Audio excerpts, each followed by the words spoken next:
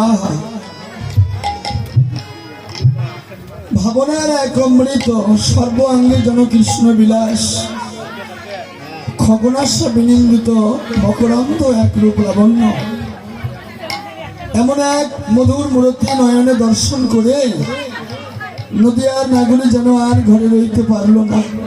সবাই কুল সমাজ পরিত্যাগ করে আজ নদিয়ার নাগরী ছুটে গেলে নদিয়ার পথে পথে নদিয়ায় যত নাগরী ছিল সমস্ত নাগরীদেরকে উচ্চ কণ্ঠে নাগরী নাগরী বলে ডাকতে লাগলো। ওই নাগরীর কণ্ঠধ্বনি সকল নাগরী কর্ণকুরে গোচরণ করে তারা যেন আর কেউ ঘরে রইতে পারল না। সবাই সর্বস্ব পরিত্যাগ করে ছুটে এলে নদিয়ার পথে। সবাই একই কণ্ঠে বলতে লাগলে, নাগরী এমন করে তুই আমাদের দেখেছিস কেন, কি হয়েছে? নদিয়ার নাগরী বললেন, শরীরে সাজের বেলায় ভরা কলসির জল ঢেলে ফেলে জল ভরানোর ছলনা করে সুরধনী গঙ্গার কূলে গিয়েছিলাম জল ভরতে। সুরধনী গঙ্গার কূলে জল ভরতে গিয়ে এমন এক রূপের মানুষ নয়নে দর্শন করেছি জানিস। এমনই তার রূপের ছটা, এমনই তার লাবণ্যতা, যাকে একবার দেখলে বারবার দেখতে ইচ্ছে হয়। নদিয়ার নাগরী বললেন, শরীরে যে মানুষটাকে সুরধনী গঙ্গার কোলে দেখেছিলি এই মানুষটা দেখতে কেমন? নদিয়ার নাগরী বললেন, ইনডেসক্রাইবল, অবর্ণনীয়, যাকে নয়নে দর্শন করা যায় কিন্তু বর্ণনা করা যায় না। এমন এক ভুবন ভুলানো মূর্তি। নদিয়ার নাগরী ওই রূপের কথা শুনে বললেন, সজনী যেমন রূপের মানুষই বর্ণনা তুই করছিস, জগতে এমন রূপের মানুষ কি কখনো হয়? নদিয়ার নাগরী বললেন, শরীরে কৃষ্ণ কৃপা জগৎময় সাধুগুরু বৈষ্ণবের কৃপা কোনো কোনো ভাগ্যবান ভাগ্যবতীর হয়। নাগরী রে, এমন এক রূপের মানুষ, এমন এক ভাবের মানুষ কৃষ্ণ কৃপা জগৎময় যদি একবার কেউ অনুরাগের নয়নে দর্শন করে সে যেন ঘরে রইতে পারে না রে। নাগরী রে,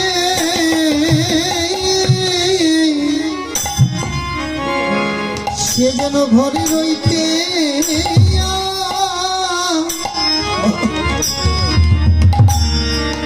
পারে না রে। সে যেন ঘরে রইতে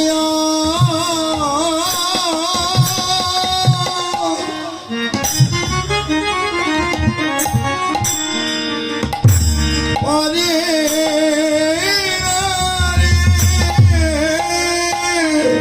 ওই গৌরূপে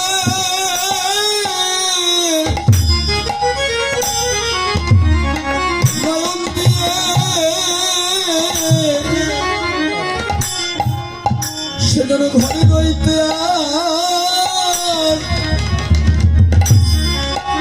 পারে না রে। ওরে গৌর রূপে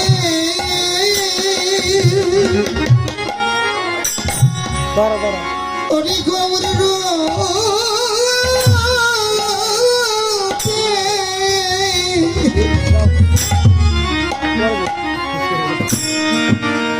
ওরে নয়ন দিয়ে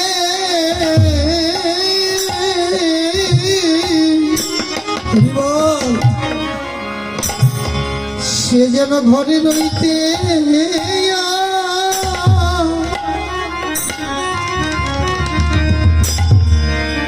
ওরে পরে না রে।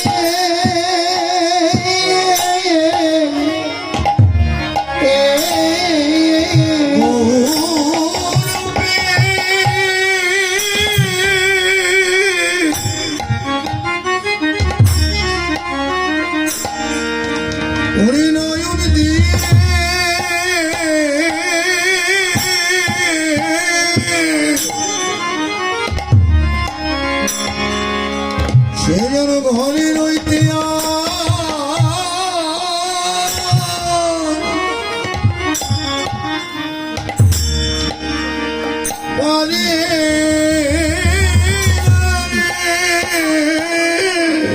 সেজন্য কুলের বাহির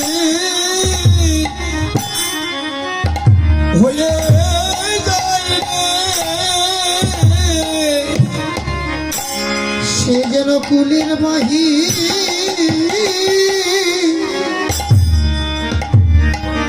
হয়ে যায় রে। কুলের বাহির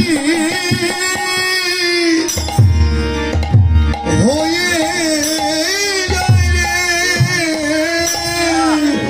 বলে হা গৌর প্রাণ, গৌর বলে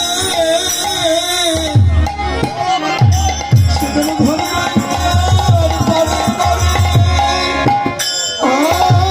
গৌর প্রাণ গৌর বলে হয়েছে আর পারে না। গৌর বলে কুলের বাহির হয়ে যায় রে।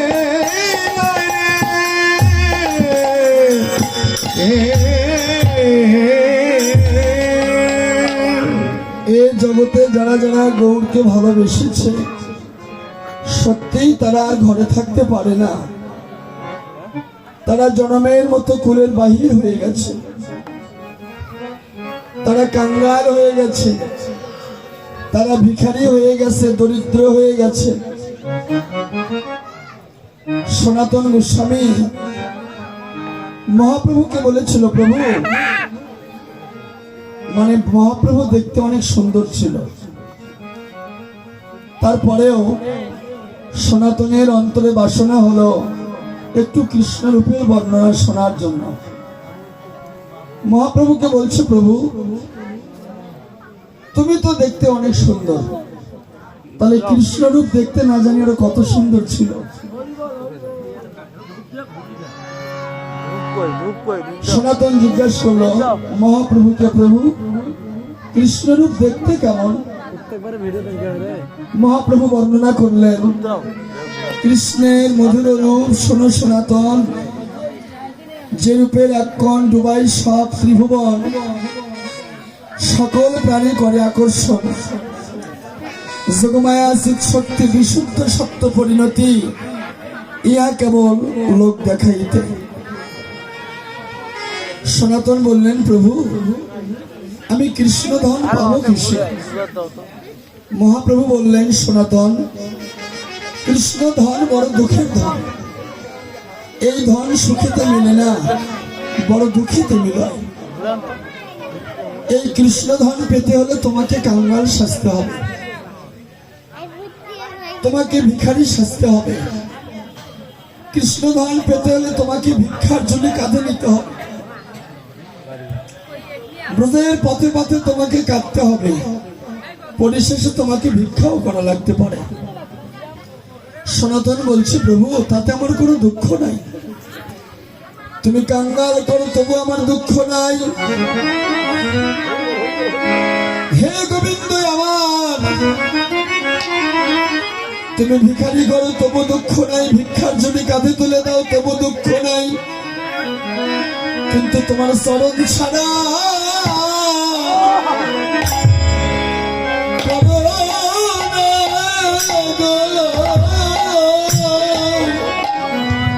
তোমার চরণ ছাড়া